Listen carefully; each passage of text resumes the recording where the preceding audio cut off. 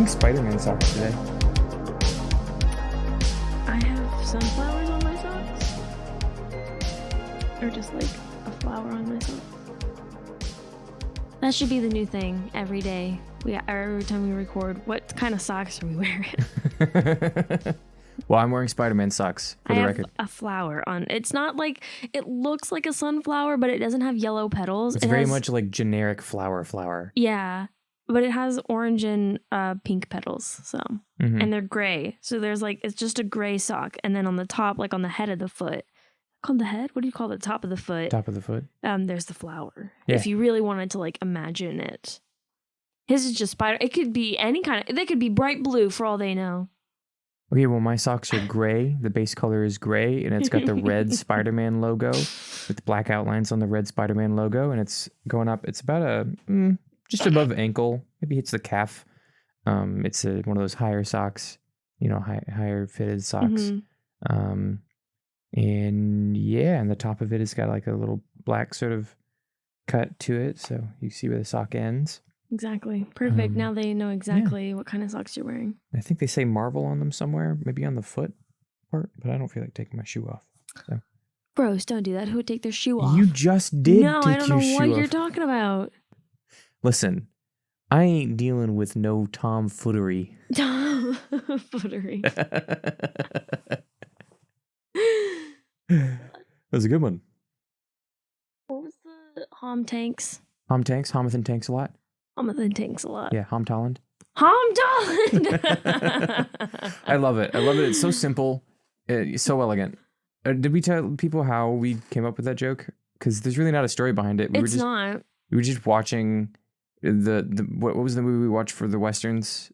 News of the World. News of the World. We're watching News of the World, and it stars Tom Hanks. And then in the middle of it, I was just looking at him, and I was like, in the middle, literally nothing's going on. Like Tom Hanks is probably like just speaking or is on screen, and Taylor's sitting next to me, and he just goes, "Hom Tanks." We're quiet, just Hom Tanks. Yeah. And then you came up with Homathan Tanks a lot. No, Homathan Tanks a lot. And then what was the one that you just said? Hom Tolland. Hom Tolland. Tom Tiddleston. Stop. Why are they all named Tom? Tom H. It's a thing in being a star a celebrity. Great actor. Yeah, and your name needs to be Tom H. Anyway, Hom Tanks. Tanks. I was trying to think of another one, but I don't think I can. I tried my... What? I'm thinking of other celebrities and it doesn't work as well. Oh, no. Pisscrat.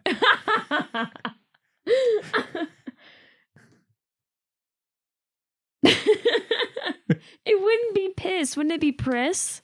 Because Chris, it has a R. I guess they both have ours. Pisscrat. Pisscrat. Yeah, that sounds almost right. It feels like it's right. It's not. I like Pisscrat better though. It's not piss. I don't, this is, change the bit. Somebody. Grade the bit. It's pretty good, but B minus. B minus. I mean, that's nice. It's We're starting off good. strong in this episode. Yeah. Good. You know what I mean? It's not like, it's above average. It is above average. So that's good. Yeah, I'm a tired boy. I'm very tired. It's surprising. Slept more. I slept a lot. I mean, I went to bed at midnight. It's from all that driving that you did. It is. I drove. Are you jet lagged from the city you came from? From driving north. Yeah. No, I was driving for 5 hours, almost 5.5 hours over the weekend, to get back home from a visit to family. And it was just the worst. It's like the first 3 hours are fine, but then once we got into like the city and it was just traffic the whole time, it's like I'm closer than I have been this entire time, but it's going to take me just as long to get there as it did to drive that distance. That's freaking gross. Mm-hmm. Who are you going with? I just drove by myself on the way back. A second ago. I mean, on the way up, I went with my mom, but then on the way back, I just took my car back because I'd switched cars with my dad because he's moving north. Oh, okay. So. But I love driving. I just want to drive. It wasn't. I mean, like, don't get me wrong. It was nice. The stretch was nice. There was a lot of time for me to think. I thought over just some stories in my head that I've been coming up with, and I really took some time to delve into them. And then I lost like consciousness. Not really, but like, you know how like you just like you're driving. You go into like this like weird like hypnosis. Yeah, of, it's like, just like I'm not paying attention to anything, but also driving at the same time. Mm-hmm. It's weird. But then that happened for an hour, and then I came back too, and I was like, "You were gone for an hour." Listen, it was a 5-hour drive. I only 1 hour. You had to zone out for an hour. Yeah, like, maybe like it was either that or zone out for 15 minutes 4 times. Yeah, and I was like, Nobody I'd rather wants just to do that. Yeah, do it one big chunk. There's this Buick behind me for the majority of the drive, and he and I kept having sort of like a race where we would That's see fun. who would get, but it was like we were just trying to annoy each other at the same time. So there was a whole bunch of trucks in the right lane, and he was trying to speed up to get past me, and I was just behind one of these trucks, and I was like, no. And so I just drove a little bit faster and drove by this truck, and there was no way he could like get around me. And so like then he had to back up and wait for another person to pass, and then go behind that person. And I was like, loser. Damn. I did that like 8 times. That's so fucking mean. Oh yeah. Yeah, but when you're on the road and you got nothing better to do, then mess with other people who are just on the same road as you. Mess with people who that are just as bored as you. No, mess with people that are trying to drive and think they own the road because they can drive fast in their tiny little Buicks. I was driving 15 over. That for legal purposes, I was driving the speed limit, but I was driving 15 over. No. And they were trying to pass me by going 15 over, but 15. Have we said what state we're in? Do we want to keep that like... I'm sure we've said Texas. Okay. Well, in Texas, like, no, if you're not going 15 miles over the speed limit, like, you're still going to get passed. Like, you have to like... I love those TikToks where people are... There's this one that's like the different cities in Texas and how they like drive on the road. Mm-hmm. And there's this one where he puts on a race helmet and he's like, let's go! And he's like driving 100 miles an hour. Dallas is... I was up in Dallas. It's so weird, like the way that their roads are lined up. So they have like 3-lane roads on the feeders.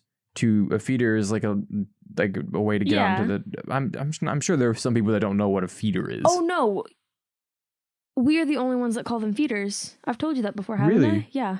Anyway, our specific city, which I don't think we've ever disclosed our city, but our specific city is the only city that calls them feeders. So if you look up what city calls them feeders, you'll know. if you're really that inclined to find out where we live, like not that hard.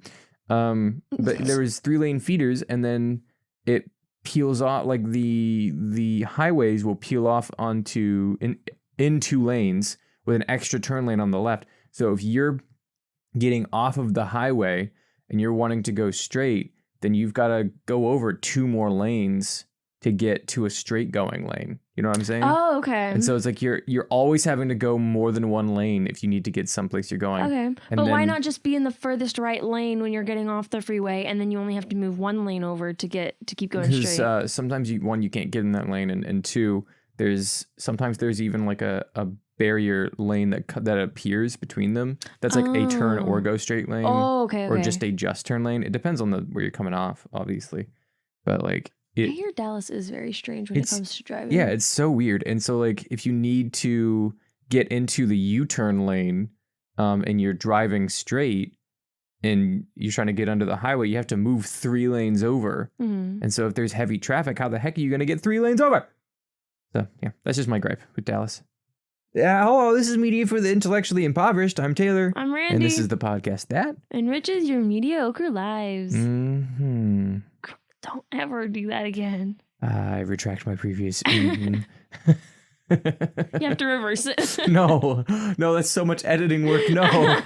Really? Is reversing it that hard? It's just annoying because I have to find the clip and then I have to bounce it to a new track and then I have to take the new bounced clip and then I have to reverse it in the single clip editor. Mm-hmm. And then I have to go back and cut everything up and move it all over and then place it in there and then play the reverse thing and then cut back in where right now. Mm-hmm. Doesn't sound that hard. Listen, when you got to do that plus all of the other stuff, it's just like, I'm not complaining. You 100% are complaining. I love when people say I'm not complaining in a complaining tone. It's like, I'm not complaining. No. What the fuck was that noise? Like whining. Like a kid. Like a freaking 2-year-old. If you can find one video of a kid whining like that, I will give you $10. Oh, I'm on airplane mode. I can't look it up. I win. I'm not giving you $10. I didn't say. I'm just saying I win. Another point on my side of the board. We really need to get a whiteboard. I just want to put it up in here and like whoever uses this room will just. But like put it up so high that like short people can't reach it and just use it. Exactly. And so it's like no one will use it but me. Mm-hmm. Mm-hmm. But no, then you can monopolize it. Then you can put as many on your side as you want. Because if you're tall, you're the only one that can reach it. You're don't like, hate the look, player, hit you the just game. Yeah. I don't make the rules. You do. You're the sole person making the rules. I don't know what you're talking about. Father. Yeah. What are we talking about today, Randaloni? Talking about short films. Short films. I didn't know, because before you said you were going to talk about a video game, and I was like, how are we going to introduce this? Just like short media? Like Yeah, no, but then I chose a film. So it's good. I'll probably, no, because I don't even know the name of that thing anymore. So I'm not going to remind my, this is media. Sometimes I have strokes while I'm talking. And it's they know. Yeah, they've heard it. Yeah. Sorry, Smarties. Smarties. But yeah, so short films. What is a short film, Randy? It's a motion picture that is typically less than 40 minutes. Yeah, so you'd say 40 minutes is probably about the cutoff time. Yep. Yeah. So that honestly, that classifies a lot. Anything that's not television, like serialized, is considered a short film. A short film. Yeah. Mm-hmm. So it has to encapsulate the entire story within that film. One thing. Yeah, one piece of media. Of media. And I was looking to find what the shortest, because once I found out that 40 minutes was like the cutoff, I looked up what is the shortest like short film out there, and I couldn't find the shortest one, but the shortest one that has been nominated for an Academy Award is called Fresh Guacamole, and it's posted. You haven't. I'm sure you have seen it. If I was to pull it up right now, it's 1 minute and 41 seconds. And I'm sure if I was to pull it up right now, you would have seen it before, because I think when it came out in 2018, 2019, I want to say, and it was all over my social medias when it came out. And so I'm sure that you've seen it. Now I want to show it to you. But I'm on airplane mode. I'm going to have to take my phone off of airplane mode.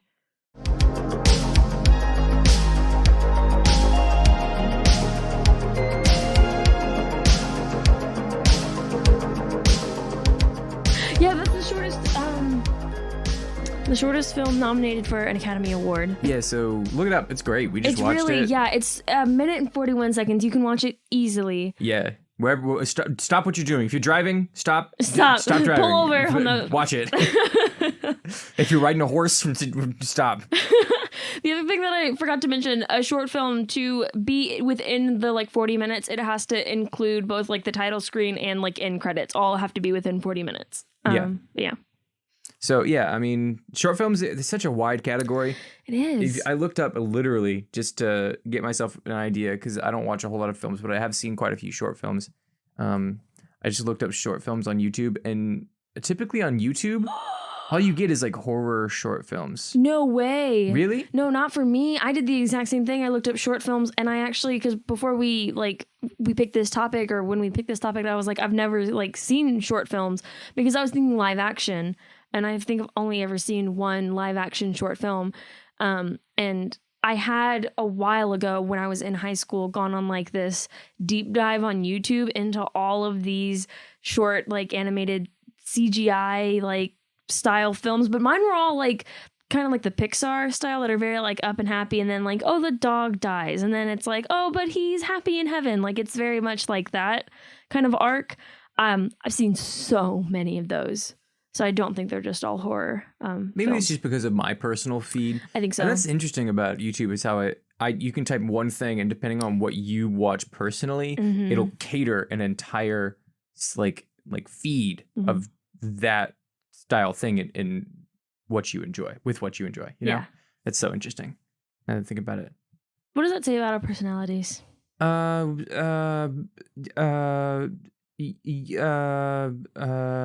very happy and you're very sad. But ironically, I feel like outwardly I'm very sad and we're both very sad outwardly. Listen, this is Meaty for the Intellectually Mob. I didn't come here to get sad. I came here to do laughs. God. Yeah. Make me laugh. Oh, that's not my job. Are you admitting that I am the laugh guy? Yeah. That was can that be the designated title? Whenever I go like on the news or something, like designated laugh guy. That's what it's gonna say when we get our whiteboard. It's not gonna say Taylor, it's gonna say designated laugh guy. Can I get a nameplate too? Like if we ever get like desks, I want a nameplate that says designated laugh guy. Have you thought what we would do for like our actual set? Because I just imagine it would be like this. Do you want to get like desks or no? Jesus, no. Just like something like this, maybe a table. Probably be a table on this side still. What do we need a table for? To think we're gonna have a shed. We're not gonna be having much room in there. No room for tables. Just room for whiteboard. And designated laugh guy. Yeah, I don't even fit in. I have to record outside of the shed. No, it's like a doghouse, and it just says designated laugh guy on it, and then I'm just inside the doghouse. That's it. That's the vibe. Mm-hmm. Perfect. That was a good bit. I give that an A. I think that's our first A bit. Yes. I have an average of an A for the entire episode. That's so great. I'm passing with flying colors. Passing? My what are you talking about? Am I gonna go first? Yeah, you go first. Okay. Notes. And hear the chair squeak. Okay. That bit of D-. What? You can't rate my bits. This isn't how it works. Yeah, you're not the designated laugh guy. Exactly. I was about to click on YouTube and just start watching YouTube. Okay, so I'm going to be talking about 3 Robots, which is the very first episode. At least I think it's the first episode. Yeah, it's the first episode. I don't know why, because I was talking to my boyfriend about it, and like his episodes are rearranged differently, and I'm confused. But what does he say? Because I also remember the first episode being different, but then I looked back at it, and it was the first episode. Because I remember the first episode being like so Love, Death, and Robots is an anthology. Yeah, I didn't even say what it was. It's on Netflix. If you want to explain what it is, it's just called Love, Death, and Robots. And Love, Death, and Robots is an anthology of short films. Most of them are animated in some type of quantity, but they're all there's one or two that have live action elements to them. But for the most part, I would say it's all animated. It's focused on animation. Yeah. And it's just a bunch of different short films, short animated films of varying art styles from different directors. They're all really well done. They're all very beautiful. I think artistically and stylistically, they're all very well done and animated very well. I think the stories in some of them are a bit lacking. Yeah, and but that comes with any piece of media. Yeah. Not everyone's going to be a dinger. Yeah. So I mean, you'd expect it to be on Netflix, but I don't know. Really. But yeah, so there's one volume out right now, and there's another volume coming out, I believe, at the end of this month or something. It should be coming out by the time this episode airs, or at least really? a That's soon. day after, because it's coming out May 15th, and I'm not sure. I believe May 10th is this. That's Friday. Isn't that next Friday? Yeah. No, May 10th is Monday. Is it? Yeah. Yeah, May 10th is Monday, so it'll be next Friday. It should be airing the same day that we put this podcast out. Oh, it's gonna air the next day after, because the 14th is Friday. So yeah, it'll be airing pretty soon after this podcast comes out. So by the time most of you guys listen to it, it'll be out. Go watch it. Whoa, go watch it. I mean, we haven't seen it, but if it's bad, don't blame us. Yeah, don't blame us because we don't know yet. Yeah. I just assume because of the first volume that the second volume would be really good. But anyway, so the one that I'm going to be talking about is one of my favorite ones. It's called 3 Robots, and go figure, it's about 3 robots. Yeah, it is the robots of Love, Death, and Robots. Yeah. And it's just about them like going through this post-apocalyptic world where like all the humans are gone, and then they're just kind of like reminiscing about what the humans used to do. And I don't know where to go from there. Really? I think it's interesting. First off, it's CGI animated. So you can talk more about like the animation style and all that, because I don't really know that. Yeah, so it's CGI animated. It's pretty impressive. If I like just from looking at it, it's about 7 minutes in length, 11 minutes. Yeah, 12. I was close. 12 minutes. Okay. But I think the last minute of that is just credits. Yeah, but you have to include the credits in the time of the short film. Oh, you're right.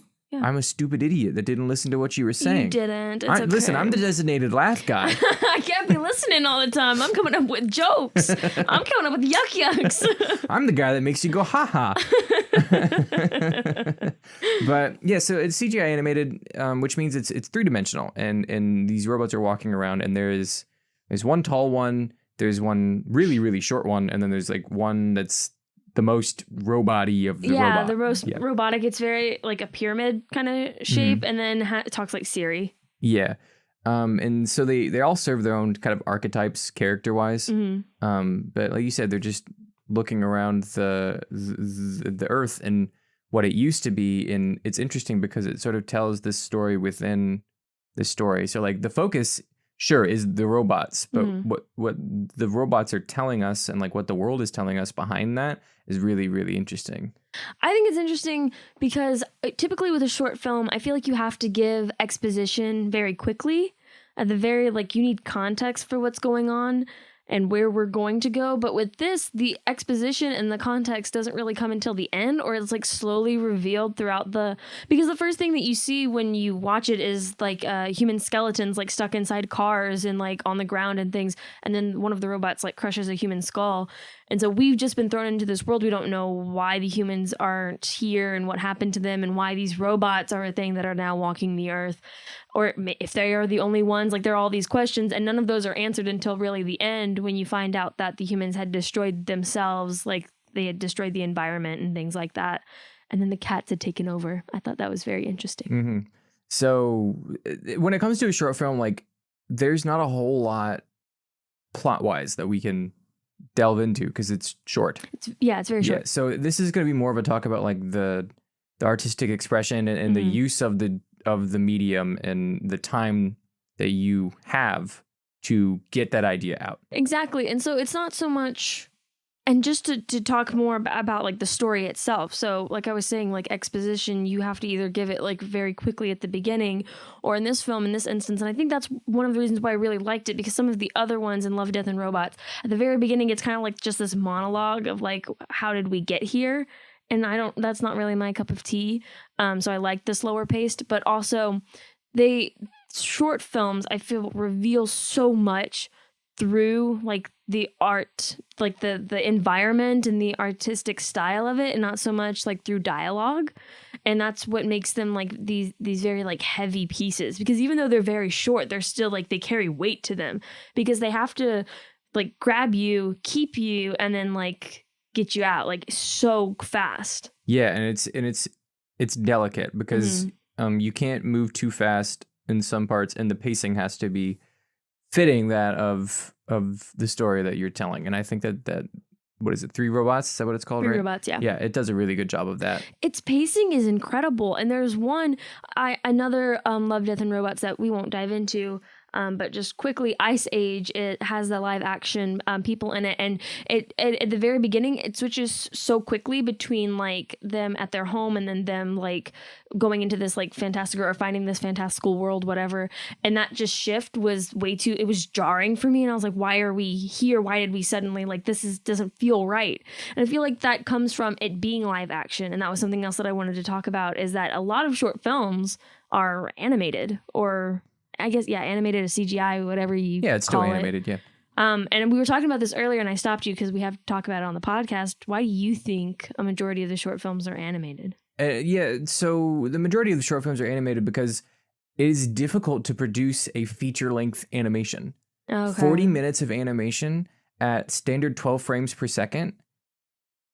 Oh, yeah, okay. It's crazy. 24 frames per second is more typical. So... It's just the sheer amount of work that goes into creating an animation at all makes it impressive when you can get a 10-minute animation. And so that's why I think a lot of short films are animated. It's because that's the only way for them to really classify themselves is a short film, because they can't meet that 40-minute mark. Okay. Unless they have 20-minute credits, which no one wants. Yeah. So that's typically why I would say most are animated. I guess it's not so much then that like a majority of short films are animated. It's a majority of animations just fall into the category of short films. Mm-hmm. Yeah. And it's just because it takes so much time to create that. And, you've got limited time and limited, limited money or to create your piece. So you've got to create it under that time limit. So unless you've got bukus and bukus of dollars and you're working with a big animation studio, it's really difficult to get out a piece of media over 40 minutes or something that fits feature length film. So that's why I would say most of short films are animated, or most of the ones you notice are animated. Yeah, and I think the ones I'm just trying to figure out, like, because what makes those stories, like, why should you tell those stories like through animation? Like, why not, like with Three Robots, why not get like not actual three robots, but like three people to like dress up as robots, or like have that aesthetic to them, and then have them act out what is happening? Why animate it? I think that it fits better because there's more that you can do expression wise in animation with anthropomorphism. Because think about it, if you had people and they had to dress up in like robot suits, you're not going to get the animation of the face correct, because two of the robots actually have faces. One of them doesn't. That's the sort of the triangular one that's like Siri. That's what I was going to say. So those two have faces, and they have these very expressive faces. And the way that they're able to convey emotions without actually being a human is through the ability to animate them in such a way, and to create something that is hyper realistic in like more than what we could do with an actual robot. See, that's what I was going to say. Like, I ask you these questions. I asked the first one about why is a majority of them animated, because I genuinely didn't know. But when it comes to picking animated or live action, you can do a lot more with animation. Like, you don't have to be in a physical set. You don't have to spend so much on like production design and like the costumes and all of this other things that you could just draw. And the limits are like, there are no limits. You could draw or animate anything, and you could be anywhere, and your characters could be anything. A lot of the animated movies the films that I've seen specifically on YouTube deal with like animals, and so like the dog is the one that I had most recently watched, and so you wouldn't be able to do that with like a real dog. I mean, you could really try, but might take you a while. Yeah, and it's also the fact that like, I think it would, and this isn't always necessarily true, but sometimes it takes a smaller team.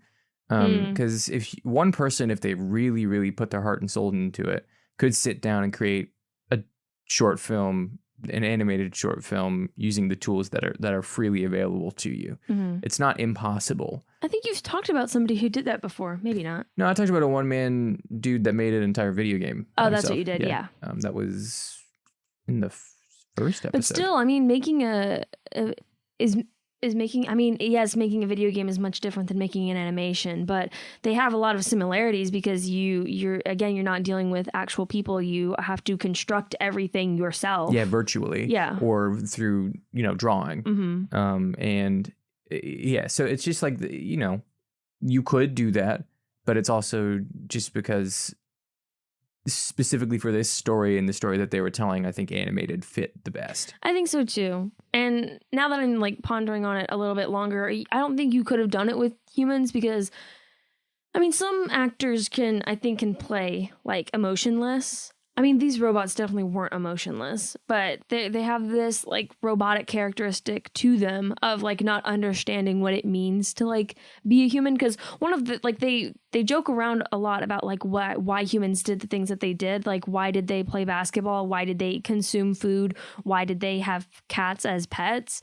And so I think if you had like more humanoid figures or people playing those parts, those beats wouldn't have hit as well or felt as like authentic. I think my favorite bit is that the Siri sort of machine keeps taking photos of everything. Yeah. It's like they're touring. It's like a tourist kind of thing. It's like they're visiting Earth and seeing all of this stuff. And the bit where she just takes photos of everything to remember them, I think that's so funny. And I don't think it's really related to anything else we've been saying. I just think that bit's really funny. No, I think that's funny. If we're talking about favorite bits, mine is when the robots are talking about where they come from or like their ancestors. And the little robot is like, oh, I come from a long line of baby monitors. And then the Siri robot is like, there aren't any babies anymore. And he's like, yeah, we weren't that good.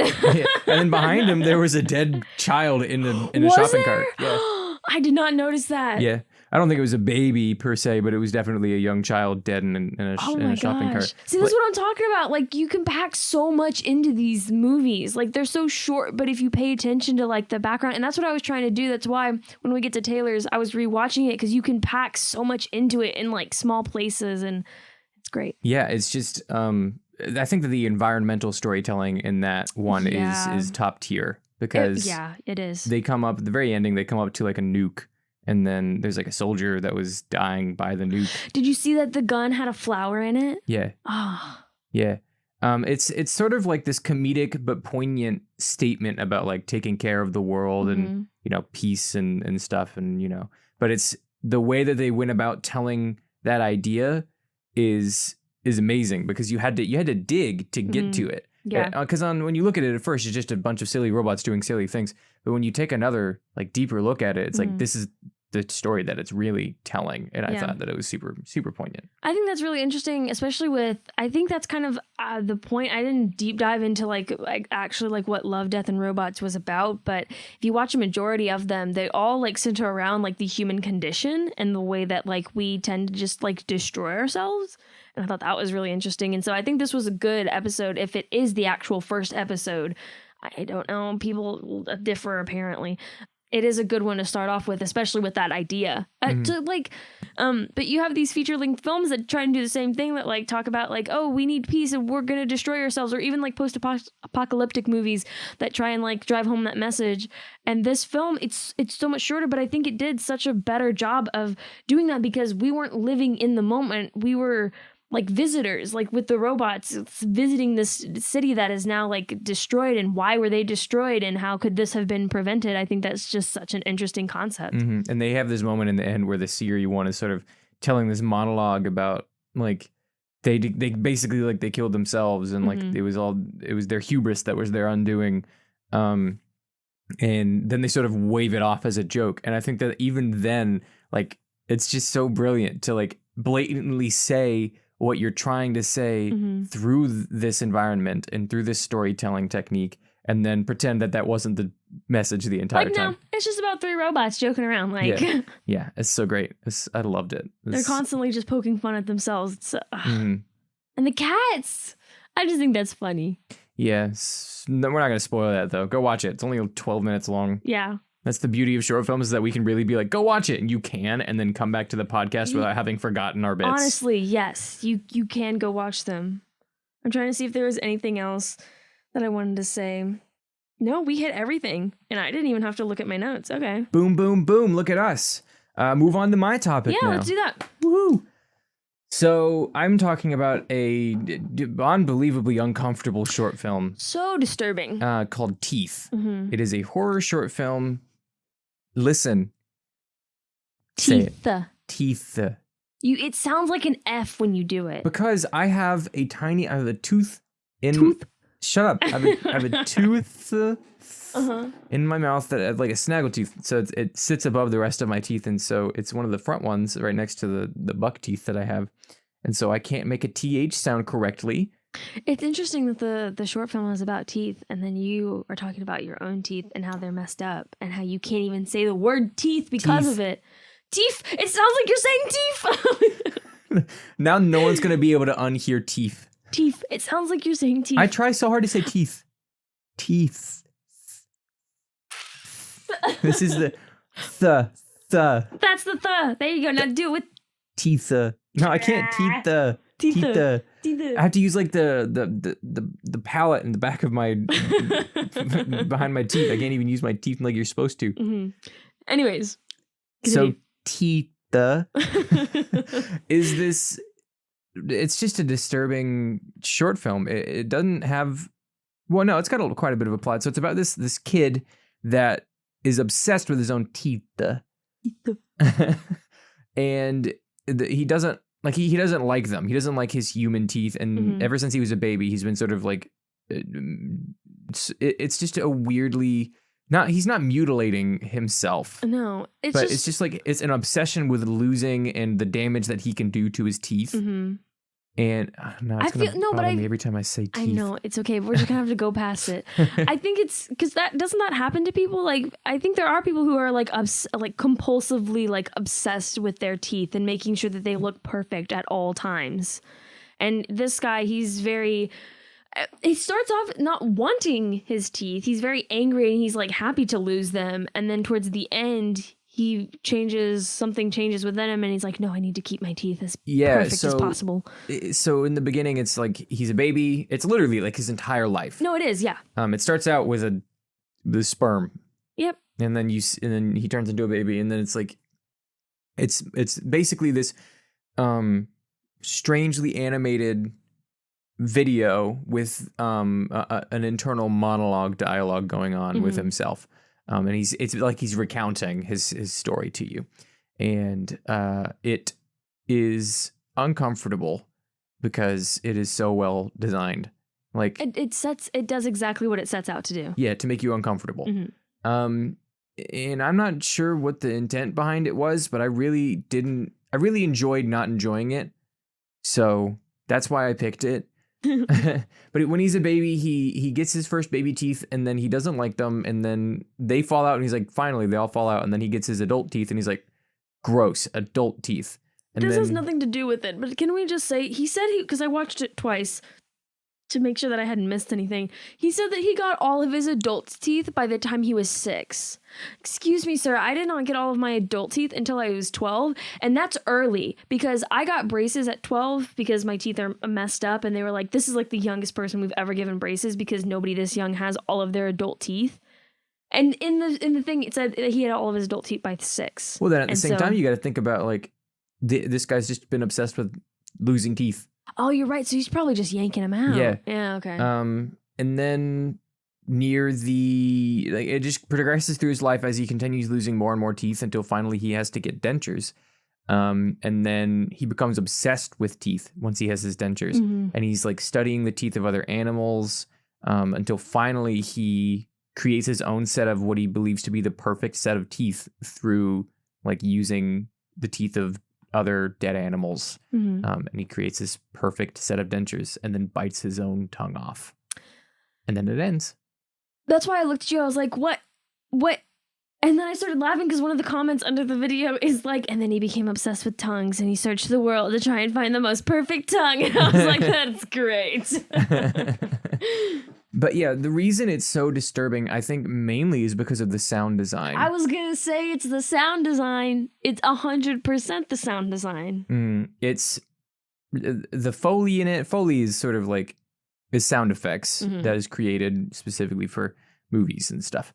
To get those crisp, nice, clean sounds. Yeah, the Foley created for this is so uncomfortably realistic. So good. There's a lot of like mouth noises, like smacking, smacking, and like the tongue like moving through like the empty like teeth holes or whatever. And there's one scene in particular that I think bothers me the most, and I feel like it is supposed to, is when the main character has a knife and he's running the knife like it's like a serrated knife, so it's got a bunch of like tiny little pokes on it, and he's running the serrated knife over his teeth, and it just makes this like clicking sound every time it moves.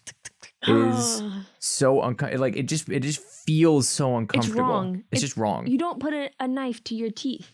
You don't like your teeth. I don't think you can hurt your teeth with a knife. Like you wouldn't be able to put enough pressure, I think, to hurt your teeth. If you really started scraping it, I'm sure you could. I mean, but I'm talking about like, I don't think you could.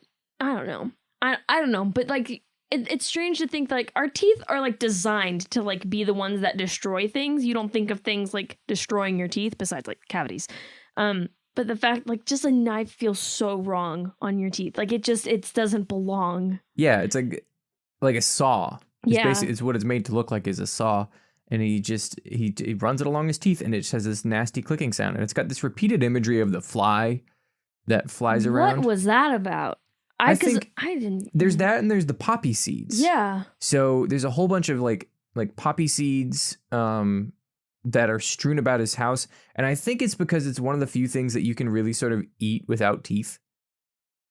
Kind of. I've never really had a poppy seed though. I haven't either. So fact check me on that.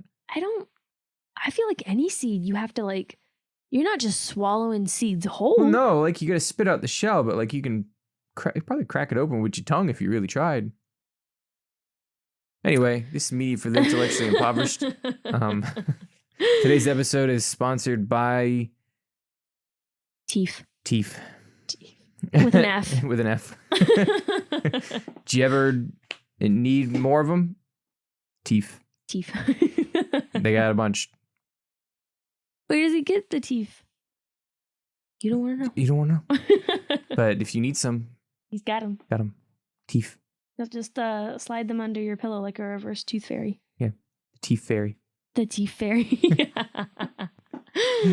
Teeth.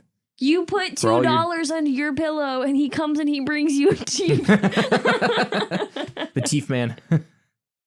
That's great. Yeah. And then, yeah, teeth. You want them? We got them. Teeth. Anyway, back to your regularly scheduled programming.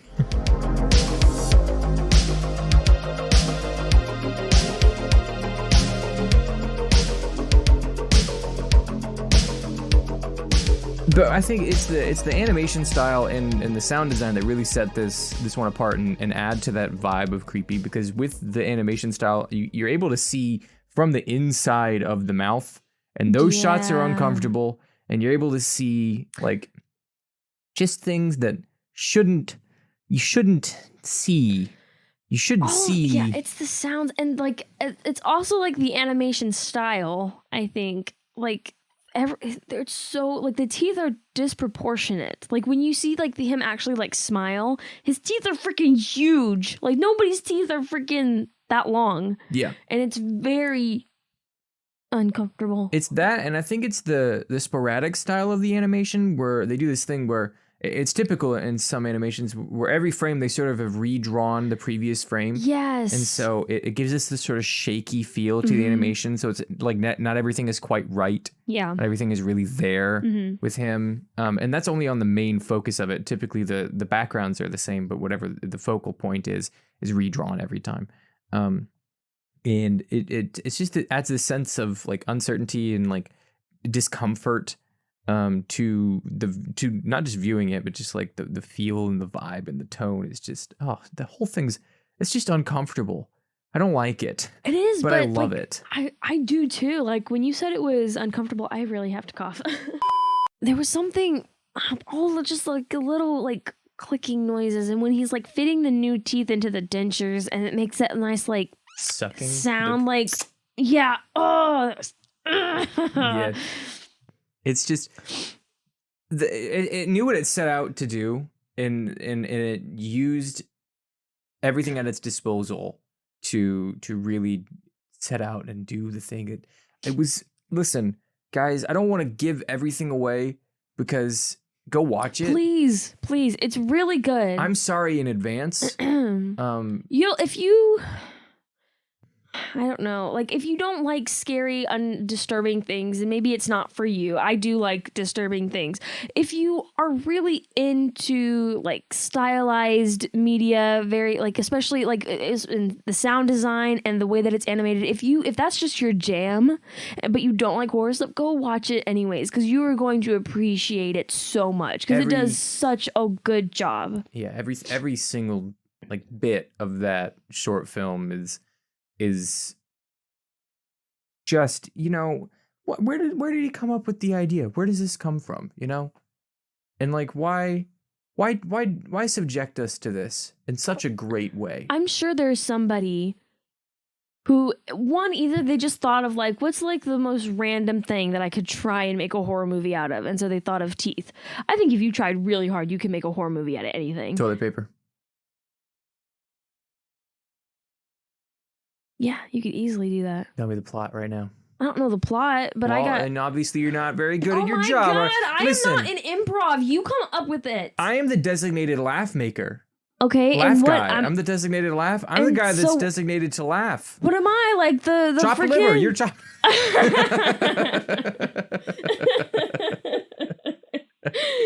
No! Grade the bit. No, F! That was terrible. Your average is now a C. No, I was doing so good. You're gonna end up at the last episodes with a C. Nobody let me become a teacher. It's too powerful. I don't like you. F. Damn it, Taylor. No, with toilet paper, a ghost. It's a ghost. A toilet paper ghost. I can only see it as a comedy. Like, it's just so dumb. Like, but you see, like, the toilet paper, like, just slowly, like, fall down the stairs or something. But that's funny. It could be like a horror comedy. Yeah, maybe you run out of toilet paper, and that's what's scary. What the fuck are you gonna wipe your ass with? Listen, in dire times. No. You gotta do what you gotta do. Listen, you got 2 socks on. No. You don't need 2 socks. No. You don't. This is truly a horror film. We did it. And if you're not wearing socks, like, you can always wash your hands. Listen, desperate times, desperate measures. Why do I feel like you're talking from experience? I'm not talking from experience. I don't believe you for a second. So you came up with that sock bit really fast. Listen, so back to teeth. You want them? We got them. From someone.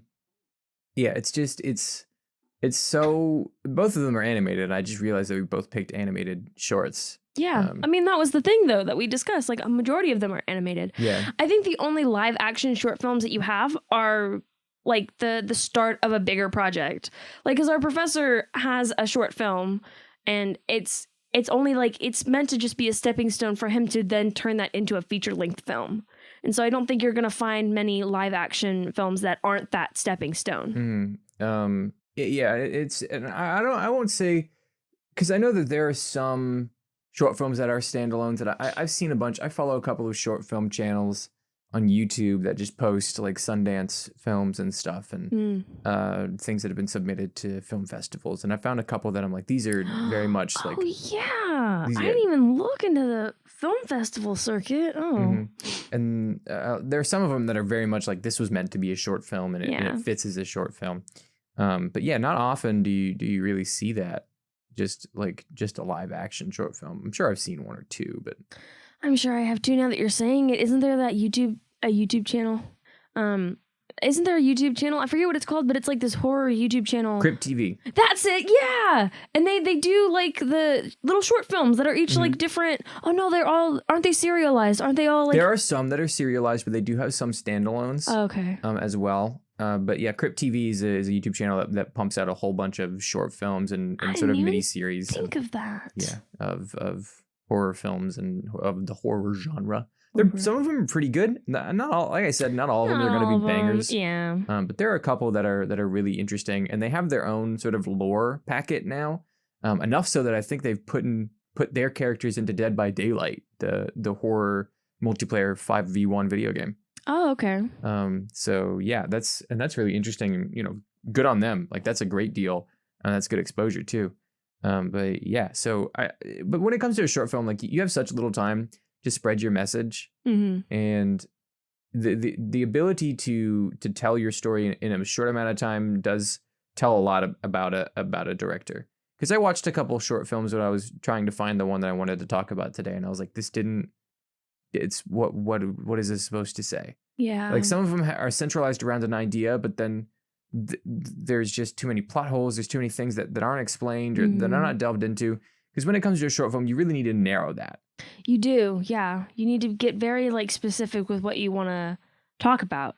And Again, like it's difficult because we're talking about, and I think the most short films that we've seen, like the longest one that I think I've seen is 17 minutes, and that still doesn't even come close to 40 minutes, which is still considered a short film. I'd love to see a short film that was like 30 or 40 minutes long, because then I think you wouldn't have that same problem of like so many plot holes and things like that. Yeah, and it's just that, not everyone is as skilled at creating films, and not to say that anyone's film is inherently bad, although there are some that are just like, none of that is ever like intentional. No, that's not what I'm saying. It's all like practice. It's all like getting better and honing the craft and everything. Yeah. And that's what I was going to say is that, like, if you want to be a filmmaker, you have to make short films. Yeah. And you have to be bad at them at some point, because you have to put out your bad stuff before you can get to your good stuff. Mm-hmm. And then once you get to your good stuff, it's like, boom, there's dynamite. I would say there are very few people that come and hit the ground running really hard. Yeah. Yeah.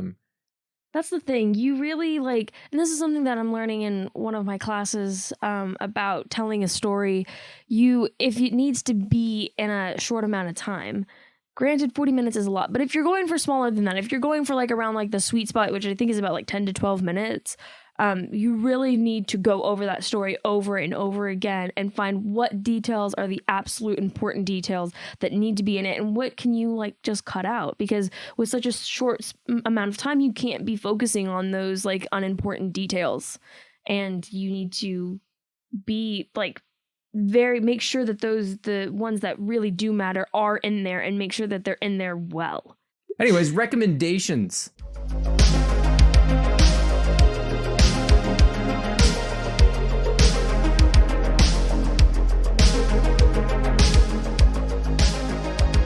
So I'm going to recommend Paper Man.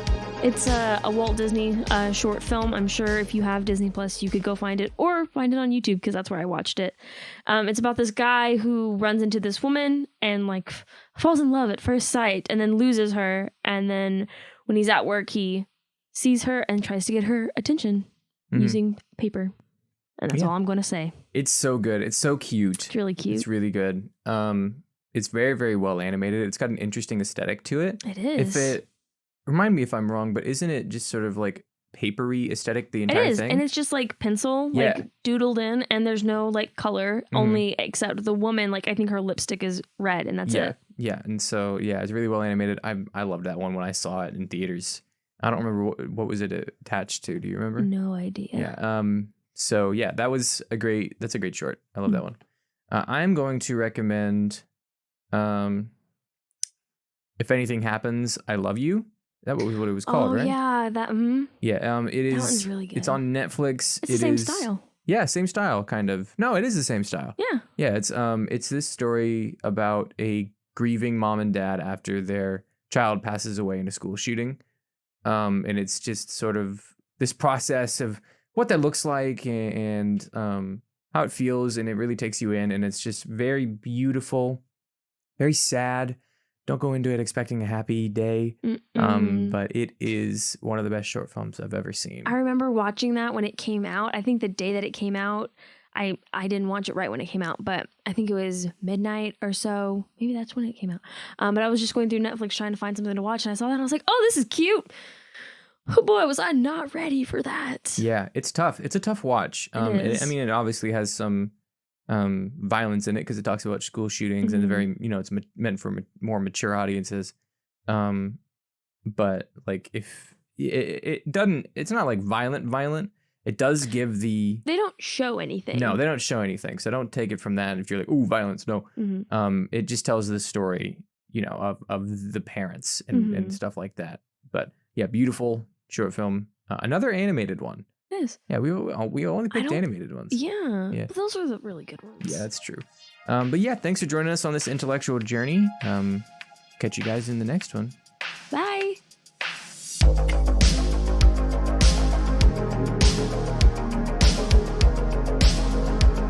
Media for the Intellectually Impoverished is produced by Trey Taylor Smith and Miranda Randy Zapes. Follow us on Instagram and Twitter at MFTII Podcast, or email us at mftiipodcast@gmail.com. That's MFT, 2 Eyes, Podcast. Thanks for listening.